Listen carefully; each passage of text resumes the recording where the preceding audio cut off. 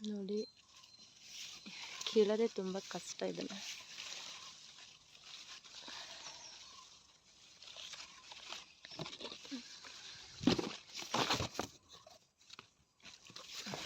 ನೋಡಿ, ಒಂದು ಹಣ್ಣು 1 kg ಬರ್ಬೋದು, ಆ ಸೈಜಲ್ಲಿದೆ.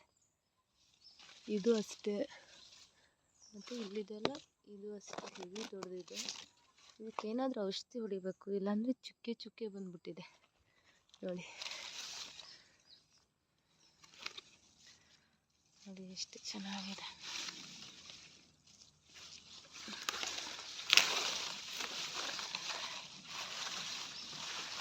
ತೆಗೆಯೋದು ಎಷ್ಟು ಕಷ್ಟ ನೋಡಿ.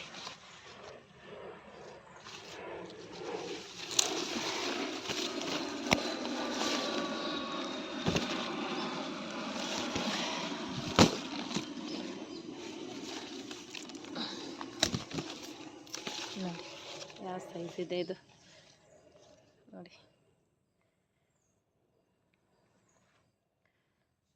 ಒಂದು ಹಣ್ಣು 1 kg ಬರುತ್ತೆ ನೋಡಿ. ಇದು ನೋಡಿ, ಏನಾದರೂ ಔಷಧಿ ಹೊಡೆದಿಲ್ಲ ಅಂದರೆ ಈ ಥರ ಚುಕ್ಕೆ ಚುಕ್ಕೆ ಬರುತ್ತೆ. ಹಣ್ಣು ಆವಾಗಲೇ ಹಾಳಾಗೋದು. ನೋಡಿ, ಇದು ಒಂದು ಹಣ್ಣು 1 kg ಇರ್ಬೋದು, ಅಷ್ಟು ದೊಡ್ಡ ಸೈಜ್ ಇದೆ ಇದು. ಇದು ಅಷ್ಟೇ, ಇದೇನು ಅಷ್ಟೊಂದು ದೊಡ್ಡದಿಲ್ಲ. ಇನ್ನೊಂದಿದೆ ತೋರಿಸ್ತೀನಿ ರೀ. ಇದು ನೋಡಿ, ಇದು ಒಳ್ಳೆ ಹಣ್ಣು. ಇದ್ರಲ್ಲಿ ಜಾಸ್ತಿ ಅಷ್ಟೊಂದು ಬೀಜಗಳಿರಲ್ಲ, ಹಣ್ಣೇ ಜಾಸ್ತಿ ಇರುತ್ತೆ. ತಿನ್ನೋಕ್ಕಂದ್ರೂ ಸಖತ್ತಾಗಿರುತ್ತೆ ನೋಡಿ. ಇದು ಅಂತೂ ಎತ್ತಕ್ಕೆ ಆಗ್ತಿಲ್ಲ, ಆ ಸೈಜಲ್ಲಿದೆ ಹಣ್ಣು. ಇಲ್ಲಿ ನೋಡಿ, ಏನೋ ಚುಕ್ಕೆ ಬಂದುಬಿಟ್ಟಿದೆ. ಇದು ಒಂಥರ ಕೊಳ್ತೋಗೋ ಥರ ಬಂದಾಗಿದೆ. ಈ ಥರ ಇರಬಾರ್ದು, ಇದ್ದರೆ ಹಣ್ಣು ಹಾಳಾಗ್ಬಿಡುತ್ತೆ. ಅದಕ್ಕೆ ಏನಾದರೂ ಔಷಧಿ ಹೊಡಿತಾರೆ.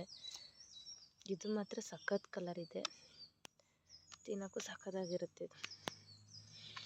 ಇದು ಅಷ್ಟೊಂದು ಏನೋ ಇದಿಲ್ಲ. ಓಕೆ, ಇದು ಚೆನ್ನಾಗಿದೆ. ಇದು ನೋಡಿ ಹಿಂಗಿದೆ. ರಾಮ್ ಸೀತಾಫಲ ಹಣ್ಣು ನೋಡಿ, ನಾನು ಹೋದ ಸತಿ ಮಾಡಿದಾಗ ತುಂಬ ಚಿಕ್ಕ ಹಣ್ಣಿತ್ತು. ಈ ಸತಿ ನೋಡಿ ಎಷ್ಟು ದೊಡ್ಡ ಹಣ್ಣಾಗಿದೆ ಅಂದರೆ ನೋಡಿ, ಎಷ್ಟು ದೊಡ್ಡ ಹಣ್ಣಾಗಿದೆ ರಾಮ್ ಸೀತಾಫಲ ಹಣ್ಣು. ಇಲ್ಲಿ ನೋಡಿ, ಇದಂತೂ ಹಣ್ಣಾಗ್ಬಿಟ್ಟಿದೆ. ಆಲ್ರೆಡಿ ಪಕ್ಷಿ ತಿಂದ್ಬಿಟ್ಟಿದೆ ಅದನ್ನ. ಇಲ್ಲಿ ನೋಡಿ, ಇದು ಎಷ್ಟಪ್ಪ ಇದೆ, ಎಷ್ಟು ದೊಡ್ಡ ಸೈಜ್ ಇದೆ ಅಂದರೆ ತುಂಬ ದೊಡ್ಡ ಸೈಜ್ ಇದೆ. ವಿಡಿಯೋದಲ್ಲಿ ಮಾತ್ರ ಅಷ್ಟು ದೊಡ್ಡದಾಗಿ ಕಾಣಿಸ್ತಾ ಇಲ್ಲ ನೋಡಿ. ಅಲ್ಲೆರಡಿದೆ. ಇದು ಅಷ್ಟೇ ಹೆವಿ ದೊಡ್ಡದಿದೆ ಸೈಜು, ಬಟ್ ನಿಮಗೆ ಕಾಣಿಸ್ತಿಲ್ಲ ಅಷ್ಟೇ. ನೋಡಿ, ಎಷ್ಟು ದೊಡ್ಡ ಸೈಜ್ ಇದೆ.